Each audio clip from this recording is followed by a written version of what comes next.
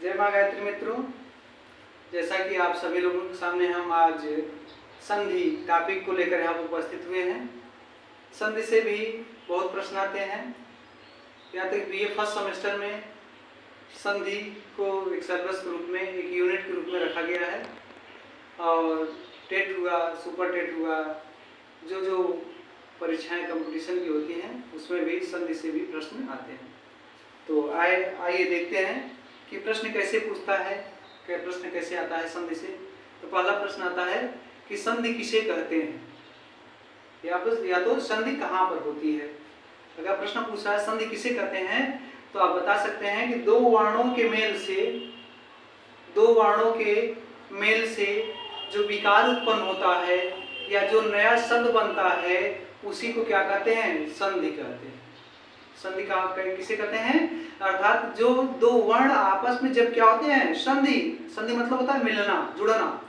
दो वर्ण जब आपस में क्या करते हैं, मिलते हैं, जुड़ते हैं और उनके जुड़ने से उसमें जो नया उसका रूप परिवर्तित हो जाता है, नया उसमें परिवर्तन दिखाई देता है, उसी को क्या कहते हैं, संधि कहते हैं।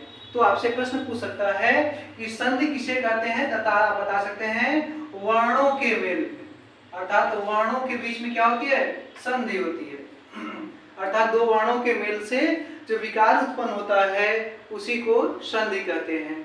अगला प्रश्न आपसे पूछ सकता है कि संधि के भेद, अर्थात संधि कितने प्रकार की होती है, संधि के कितने प्रकार हैं, यह प्रश्न पूछ सकता है। तो संधि के 3 प्रकार हैं। मुख्यतः कितने प्रकार हैं, 3 प्रकार की संधियां होती हैं। कौन कौन सी संधियां होती हैं, स्वर संधि है, व्यंजन संधि है और क्या है, विसर्ग संधि है। पहला कौन संधि है, स्वर संधि।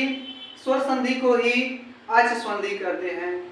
और दूसरा आपका है व्यंजन संधि, व्यंजन संधि को हल संधि कहते हैं। और तीसरा आपका है विसर्ग संधि।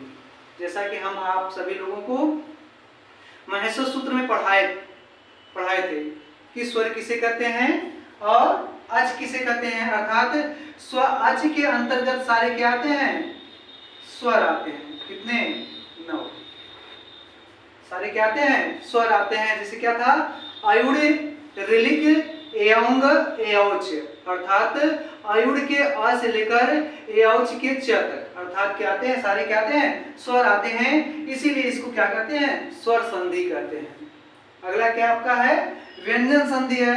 व्यंजन को भी हम आपको बताए थे कि या तो व्यंजन कहते हैं या तो हल कहते हैं। अर्थात हल के अंतर्गत क्या आते हैं, सारे क्या आते हैं, व्यंजन आते हैं। अर्थात हैवरट के ह से लेकर हल के ल तक, अर्थात सूत्र महेश्वर सूत्र के 5वें सूत्र से 14वें सूत्र अंतिम सूत्र के मिलाकर के अंतर्गत सारे क्या आते हैं, हल आते हैं। इसीलिए इसको हल संधि भी कहते हैं और व्यंजन संधि भी कहते हैं। अगला आपका है विसर्ग संधि। अगला क्या है, विसर्ग संधि है। तो अर्थात अब आपसे कोई पूछ सकता है कि स्वर संधि किसे कहते हैं। संधि कितने प्रकार की होती है, 3 प्रकार की संधि है। कौन कौन सी, स्वर संधि, व्यंजन संधि, विसर्ग संधि। फिर पूछ सकता है कोई कि स्वर संधि किसे कहते हैं, व्यंजन संधि किसे कहते हैं और विसर्ग संधि किसे कहते हैं।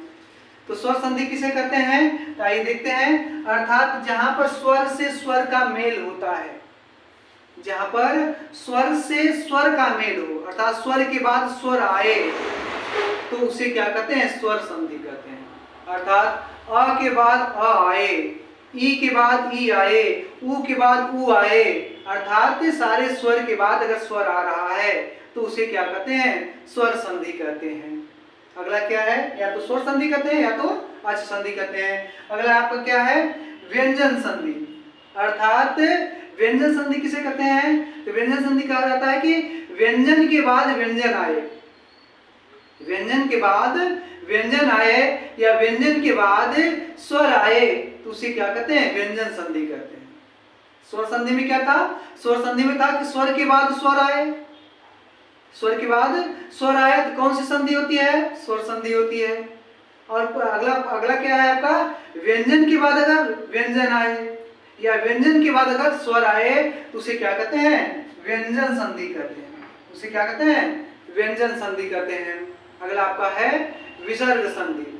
विसर्ग संधि में क्या है कि विसर्ग के बाद या तो व्यंजन आए या विसर्ग के बाद स्वर आए तो उसे क्या कहते हैं? विसर्ग संधि कहते हैं। उसे क्या कहते हैं? विसर्ग संधि कहते हैं। अर्थात अगर कोई आपसे पूछे स्वर संधि की क्या पहचान है तो आप बताइए स्वर के बाद स्वर आए तो स्वर संधि। व्यंजन संधि की क्या पहचान है तो आप बता सकते हैं कि व्यंजन के बाद व्यंजन आए या व्यंजन के बाद स्वर आए तो उसे व्यंजन संधि। विसर्ग संधि की क्या पहचान है तो आप विसर्ग के बाद विसर्ग आए या विसर्ग के बाद स्वर आए या विसर्ग के बाद व्यंजन आए तो उसे क्या कहते हैं? विसर्ग संधि कहते हैं। जिससे एक उदाहरण हम आपको स्वर संधि के बारे में एक उदाहरण छोटा बता दें और उसके बाद अगले वीडियो में हम आपको स्वर संधि के अंतर्गत आने वाले दीर्घ संधि के बारे में हम आपको विस्तार पूर्वक पढ़ाएंगे। जैसे क्या है? विद्यालय। ये क्या हो गया आपका? विद्यालय। तो कह रहा है ना कि स्वर के बाद स्वर आए तो ये क्या है? यह संधि है। संधि मतलब जुड़ना, मिलना, और विच्छेद मतलब होता है अलगाव। अर्थात जहां पर इसका अलगाव कर दिया जाए तो अलगाव कैसे किया गया है? विद्या प्लस आलय। विद्या प्लस आलय।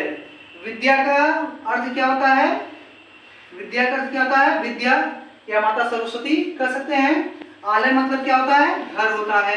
अर्थात माता सरस्वती का घर। अब यहाँ क्या कह रहा था? इसे क्या कह सकते हैं? स्वर संधि। स्वर संधि के अंदर कौन सी संधि है? तो दीर्घ संधि है। ये हम विस्तार से पढ़ाएंगे। पहले इसको आप देख लीजिए क्या इसमें था कि स्वर संधि है। कैसे स्वर संधि है? देखिए यहाँ पर आया है विद्या।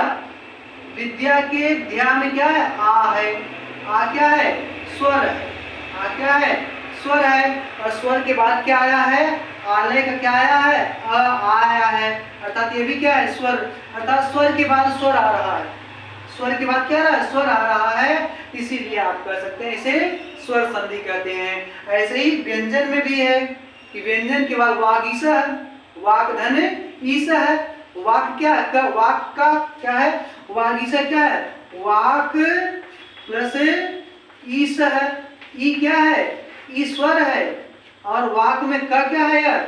व्यंजन। अर्थात व्यंजन के बाद क्या आया हुआ है? स्वर आया हुआ है। इसलिए इसको आप क्या कर सकते हैं? व्यंजन संधि कर सकते हैं। इसी तरीके से अब यह इस वीडियो को आप लोग बार बार देखिएगा। अगले वीडियो में हम आपको स्वर संधि के अंतर्गत आपके क्या नाम है दीर्घ संधि को लेकर हमें आप उपस्थित रहेंगे। तब तक के लिए नमः संस्कृताय।